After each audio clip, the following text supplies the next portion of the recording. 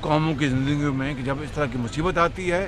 تو پھر ڈاکٹر، پھر نرس، پھر ٹیچر، پھر ایک سپاہی، ایک افسر، ایک سیاستدان، ایک اپنا انجینئر، ایک کاروباری، سب مل کر کام کرتے ہیں۔ اس لیے میں سمجھتا ہوں کہ اس مصیبت کے وقت ہمیں دن رات کام کرنا چاہیے اور سیاست سے ہمیں پرہیز کرنا چاہیے اور سیاسی جو ہے اپنا گیم میں نمبر سکورنگ اس سے پرہیز کرنا چاہیے کہ اس وقت قوم کو اس وقت ایک مرہم چاہیے، قوم کو اس وقت ہیلپنگ ہینڈ چاہیے، قوم کو اس وقت جو دکھی لوگ ہیں ان کے سروں پر دست شفقت چاہیے، نہ کہ ہم جلسوں و جلوسوں میں سیاست کریں اور دکھی انسان کو پوچھیں نا۔ اس سے بڑی میں سمجھتا ہوں کہ اور کوئی ظلم اور زیادتی نہیں ہو سکتی۔ تو میں آج یہ بتانے آیا ہوں کہ ہم نے جب میں سمرقند گیا وہاں پر جو شنگھائی کوآپریشن کے جو ممالک وہاں پر موجود تھے، وہاں پر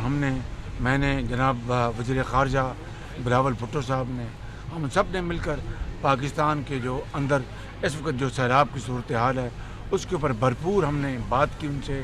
آواز اٹھائی، جس کا پورا جو ان کے اوپر اثر تھا اس کا یقیناً اظہار بھی ہوا۔ وہاں پر کئی ممالک کے سربراہان نے اپنی تقریروں میں پاکستان کی اس وقت جو حالت ہے اس کے بارے میں بات کی اور پاکستان کے ساتھ وہ تعاون کر رہے ہیں۔ جو ممالک تعاون کر رہے ہیں ان کا ہم بے پناہ ہم ان کا شکریہ ادا کرتے ہیں۔ ابھی پر ہم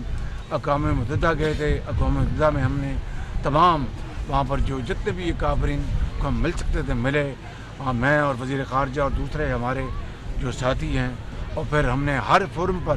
یو این میں آواز اٹھائی۔ میں نے جو اپنی تقریر کی یو این اسمبلی میں اس میں ہم نے سیلاب کے حوالے سے اور پاکستان کے مشکلات کے حوالے سے